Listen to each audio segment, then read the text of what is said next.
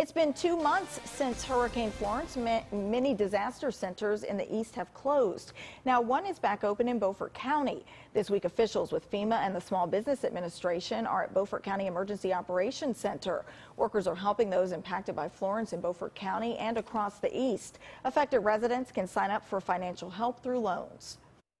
For anyone who feels more comfortable talking with either FEMA or SBA face-to-face, one-on-one, this location is one of very few that are left. When you visit the center, bring your ID, insurance policies for your home, and any FEMA documentation you might have. The center is only open until Saturday.